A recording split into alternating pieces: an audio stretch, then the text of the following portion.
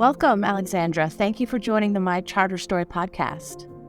Hi, Lauren, and thank you for the invitation. Can you share how you became aware of the program, your journey to earn the charter? You have such an interesting educational background with degrees in math, physics, and economics. What attracted you to CFA program? So my ambition was to never stop learning. I learned about the CFA program from foreign newspaper, and it sounded very exotic, and I thought, wow, this is something I haven't heard about. So I started asking around, and there were very few people who knew about it, and it started to get more and more interesting. And then I realized, they're this kind of, secret society, and it sounded secret because there were so few people who were engaged with the society and who were charter holders back in the days in Romania. Then I learned that this is a very difficult curriculum, but one which explores many of the themes which I'm interested, investment, finance, economics. It also looked to me like very broad, so something that would provide you with a lot of knowledge in many areas, as opposed to other programs that are more narrowly defined.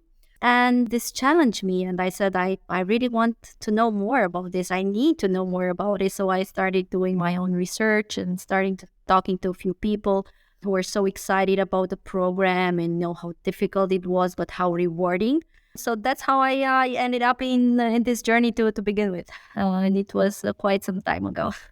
You mentioned that completing the CFA program tested your learning methods, and you've since gone on to earn diplomas in international financial reporting, taxation, and are currently enrolled in a PhD program. Did your experience preparing for the CFA exams help with other educational opportunities you pursued? Absolutely. This was really an eye-opening experience because I was used to, the type of learning you would do in university, and there would be some topics, and there would be some exams which were structured in a certain way. And I was working at the same time, but I kind of knew my learning pattern. But then I enrolled in the program, and this was like a specific number of hours of study, which helped me a lot to understand what would be the time effort for this. Then that there would be a number of options that you could get the help of an external tutor, which I knew was available. I didn't apply for this. I thought, I could do this myself. But I did have some mentoring from existing charter holders who were so kind, and they were organizing from time to time the coaching and mentoring session for learning abilities for people who were preparing to take the exam. So that was again very helpful. And we also tested my organizing skills, so how I would organize my time. Or would I really need those number of hours? Would I need a higher number of hours? Would I learn better in the weekends? Would I learn better in the morning? Would I learn better just prior to the exam, or should I start 1 year ahead? These were all questions that were going through my mind. And the challenge was that I had to answer those myself. There was no one who could answer them for me. I couldn't ask for somebody really what's the best way to learn, because this is so specific and so personal. So it really tested my abilities, and it really made me understand what's my learning pattern, what's my capability, and my style. And these things were really useful for me going forward in the second and the third exam, for sure, but as well as in other learning journeys that I started after the charter. It sounds like this might have helped you with time management and independence and other things. Once you completed the charter, how did it have an impact on your career? Oh, it's incommensurate, I would say. The benefit of the charter is, first of all, the technical knowledge that you gain, which is amazing because, as I said, it broadens so much the horizon, and you're no longer just a finance person or an economist or an investment professional. You're all three of them all in one. But the real value, I think, is the community. Is being part of this community of very highly skilled professionals in the investment profession, which really brings a lot of value. There's really no question which cannot be answered by one of the members of our community. And I feel the support. I feel that, I'm in this, league of its own with so beautiful people and so smart people. And there's so much to learn from this community. It goes beyond even the charter itself. So I see that's real value, and this is also the value which it brought to my career. And just meeting people creates a lot of business opportunity, which is also very helpful career wise. So it's not just adding professional education in your CV, it's really beyond that. Well, speaking of community, how did you first become engaged with CFA Society Romania? Well, it was not long after I received my charter. So I was very surprised that there's a celebration for new charter holders because, the exam is so hard and there are so few people who finish the program each year, that there was this celebration, and it was amazing. I've never had a celebration for finishing, something.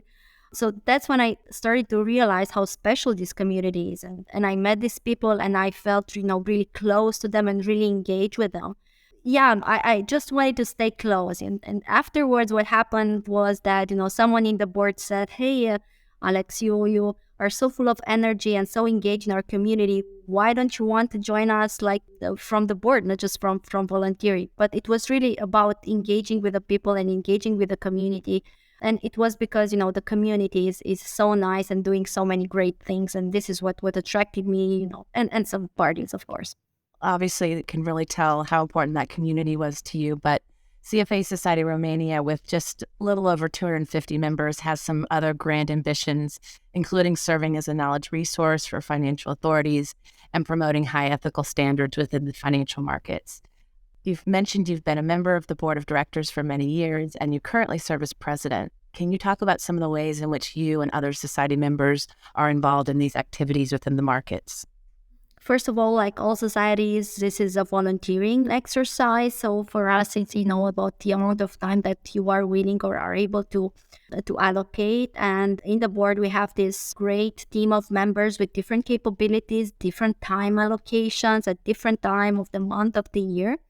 But a point is that we get together every month or so and we set up, okay, these are the objectives, these are the projects which we think are important. And, these are the people who can be fully engaged for the next couple of months, and there will be the others that will step in and so on. And there's this continuity of the projects and debate about what's important to us, legislative framework, regulatory improvements, or awareness of the capital markets, of the profession, as well as, even things like financial education, engaging with Romanian entrepreneurs. These are things which, give us a lot of energy and makes us feel that we really contribute. And this is what keeps us going and makes us, dedicate quite a number of hours each month after, our work is, that the job is done, to keep the projects going and to create beautiful, things and durable things for the society and for the members and,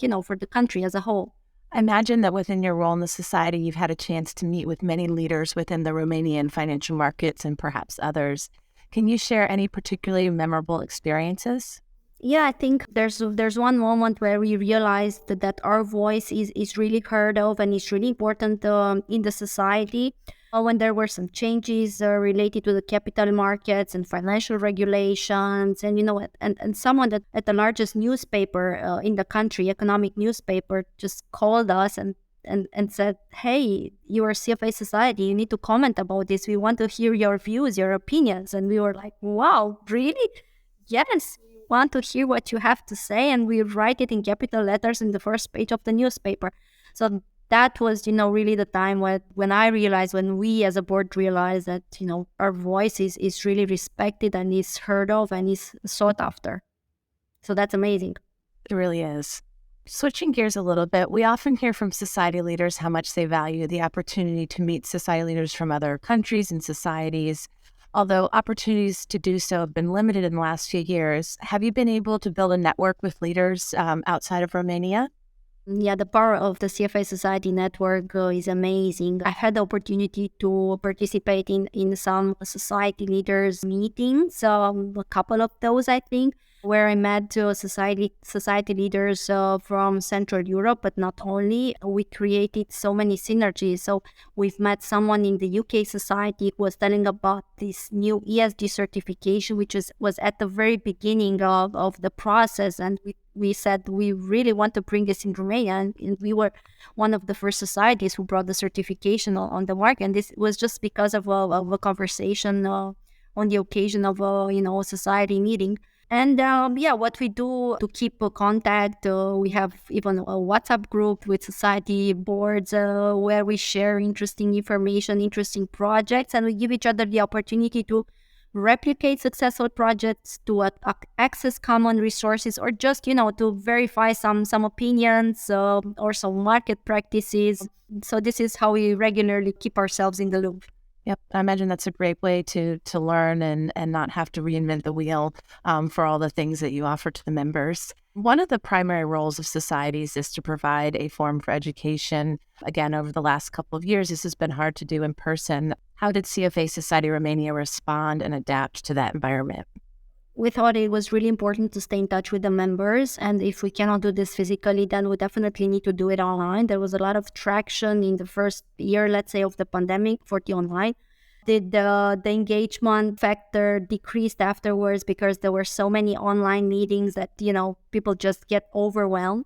And it was at that time where we said, as a board, we sat together and we said we really need to do something really structured for our members, dedicated to learning and development. We did a lot of online events and online trainings. We need to put a framework to this and to let people know that we're doing this so they can have their continuing education completed. And we designed this learning and development, let's call it curricula, which is designed by the board, which is resourced by the board, of course, with the help of CFA Institute tutors, sometimes maybe local famous financial people sometimes. But once we announced to the members that there's this framework where we could meet regularly, sometimes physically, sometimes online, then people started to see this as a continuing project, and they engage with us regularly. The point is, you need to bring some value, some content that would benefit the people. So we pick topics like ESG, fintech, even soft skills. But we want to bring topics which would be of interest to people so that they could get together. And why not? We sometimes just do community drinks. It's also very fun and it's so valued. So what activities are coming up in the next couple of months with CFA Society Romania? We have quite some project on our plate. We are running a corporate governance study for the local market because as an emerging market, with a lot of state-owned enterprises, there's a big need for increasing good governance of companies, and we want to bring those best practices that are used in more developed jurisdictions. So that's a very important project to us. We have a financial education campaign which is called Generation I, which comes from independence, financial independence. This is a campaign which is running for a couple of years now, which was also lent to some other societies who thought it was interesting. We are now running into its fourth or fifth phase, I think, and we went from speaking about retirement income to providing toolkits for entrepreneurs, and now we reach people of very young age, like 15 to 25, to talk to them about what financial education means through social media like TikTok, YouTube podcast, and things like that. So quite a lot of things happening. Yep. You have to go where people are. So that's great. Exactly. You often speak at conferences and on television, which is no surprise given your background, and even offer tutoring on presentation and influencing skills. Do you have any advice on how you develop these skills and how you prepare for these speaking engagements? The only advice I can give is practice. Practice makes perfect. I do not have any innate talent. I was not born like this. I just grew into it by practicing and by putting a value on bringing good quality information to the overall audience. Sometimes it's just finding the purpose. So why would you need to go public?